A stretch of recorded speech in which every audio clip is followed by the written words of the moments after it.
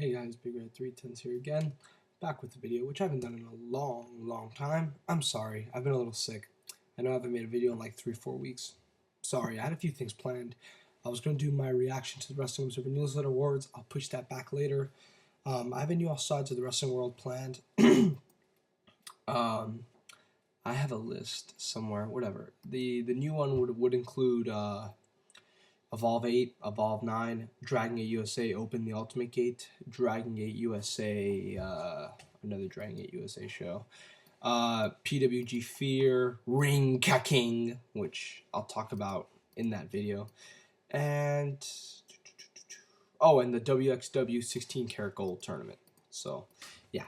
So that's coming up soon, and I was going to do my interview with AMC and one yesterday, but I couldn't. I was at a family function, and I couldn't get out of it. I haven't even contacted AMC and one yet, but he is the next guy in the interview series. We'll do that later this week. So let's talk about the Rumble. I'm not going to go more than 10 minutes here. In fact, I'll redo the video if it goes more than 10 minutes. But I thought the show was okay. The Rumble, in my opinion, can never be bad, because I think the Rumble match is just so much fun. And since you buy the pay-per-view just for that match, that you're always pretty much just going to enjoy yourself. Unless you have two really bad world title matches, then yeah, maybe then I would say that the Rumble might be bad. But for me in general, I'm never going to think the Rumble's bad. I'm really just going to... I'm always going to like it. So even with some of the stuff that was in this year's pay-per-view, I still enjoyed the show because I'm always going to like the Rumble pay-per-view. The triple threat cage match, I thought was fine. It was okay. I'd give it 2 3/4 stars. It was just a fine match. Told a good story. Kind of short. Mark Henry's hurt, so I understand. Danielson, he got good reactions and such. The finishing spot with him and Big Show was fine, and then he escaped the cage and he won the match, and it was all fine. It was a decent opener. The people I watched it with really didn't like it, and I know some people on Twitter didn't like it, but I generally thought it was okay. 2 3/4 stars. Just a fine match. Then we got a surprise Divas match, which I thought was one of the better Divas matches I've seen in a while. Wasn't particularly anything offensive or wrong about it, and they had a really good dive sequence, which is rare. And because they did that at one of the biggest shows of the year, it made it feel special. So because of that, I thought that added a lot to the match. So yeah, I mean, just a fine match, 2.5 stars, I would say. I enjoyed it. Kane versus John Cena. I enjoyed this too. I wasn't bored by it like most people were. I thought it was just okay. But I didn't hate it. They were just, they came around, they did their usual stuff. I heard their matches at the house shows have actually been really good. I've heard that that they get great reactions at the house shows and they go a lot longer and the matches turn out to be a lot better. But this storyline is terrible. I defended it at first. It wasn't until Kane dragged Zack Ryder through the ring where I was like, ooh, this feud sucks. But I liked it at first. Unfortunately, it's kind of been horrible, and I think part of the reason that Raw has been bad in January is because of this feud.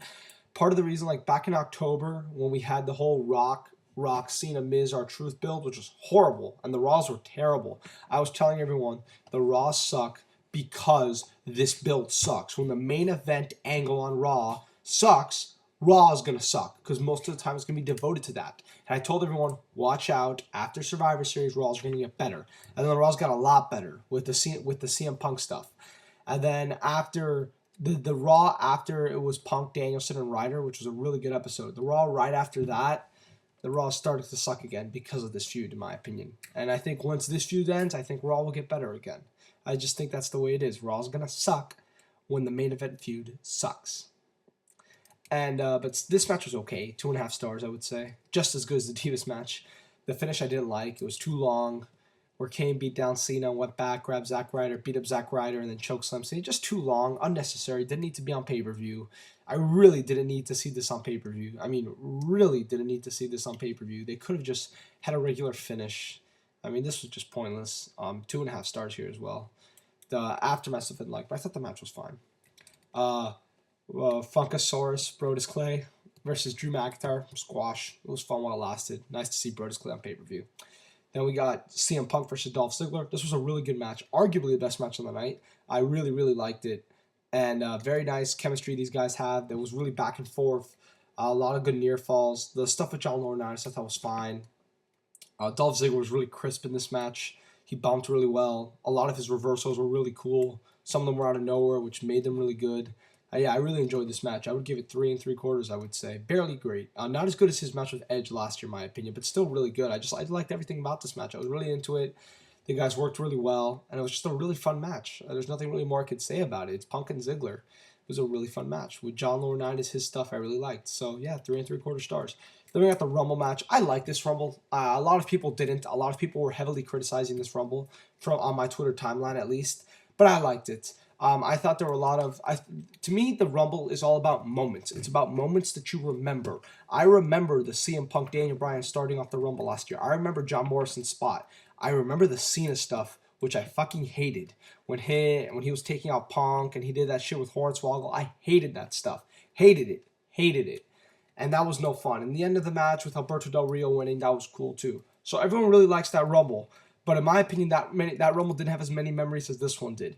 When Ricardo Rodriguez came out, that was just awesome. When Mick Foley and Santino Marella were doing their comedy bit, I thought actually that was really funny. When the commentators came in, when Lawler came in, I kind of laughed. I thought, wow, that's a cool surprise. And then Booker T came in, and I was like, oh, okay, now Cole's going to come in. And, I don't like Michael Cole, but I thought all the commentators coming in was nice. Karma making her return was awesome, and no one is talking about that. That was awesome. Awesome return. I marked out hard for that. I knew Hacksaw Jim Duggan and Road Dogg were going to come in, but they both did well. Road Dogg especially got really over with the crowd, and I really liked seeing him come in. Kofi Kingston's little handstand spot I thought was incredible. Like I wrote on Twitter, that's more impressive than John Morrison's because the amount of athleticism it took to do that was just insane. And so, yeah, all those moments, just a really fun match. And everyone's complaining, oh, the Rumble was filled with a bunch of jobbers until the last 3 guys. Listen, every year, realistically, only 3 to 4 people are going to win the Rumble. Really, that's it. Only 3 to 4 people are going to win the Rumble. So just because this year the other 26, 27 had less credibility, don't make it sound like you thought they were going to win anyways. In last year's Rumble, I thought it was either going to be Alberto Del Rio, John Cena, or Randy Orton. That's it. Like, I didn't think anybody else had a chance. Like, not a chance. I don't care how much more credible the guys were last year. I still didn't think they were going to win. So who gives a shit if the credibility's low? Obviously, you want the credibility of your roster to be high, but to me, it didn't affect my enjoyment of the match. And another thing, this also pissed me off. When number 30 was the Big Show, everyone was complaining. People, every year, number 30 is a guy on the roster. I get it. In 2008, John Cena was number 30, and it was a great moment, and everyone walked out. Get over it. In 09, it was Big Show. In 10, I believe it was Batista. Last year, it was Kane, and I heard everyone bitching about it last year. And this year, it was Big Show, and everyone's bitching about it again. Get over it. They don't do surprise at number 30 anymore. I even wrote on Twitter, watch everyone be disappointed at who comes out at number 30. And people were still disappointed. Get over it. They don't do it anymore. I'm tired of every year hearing people complain about it. And obviously, Orton got eliminated pretty quickly, and it came down to Jericho and Sheamus. These 2 guys had a great back and forth. Another memorable moment, by the way. Not as good as Undertaker and Shawn in 07, but still a really fun back and forth action between Sheamus and Jericho. It was really enjoyable. I was really into it. Lots of good near falls, and Trademark was complaining, oh, it's just so predictable, Jericho's going to win. And I was like, I don't know, man. They're really teasing me. A lot of cool near falls. And then, out of nowhere, Sheamus won. And I was shocked. I said, wow. And I was like, yay! I liked it.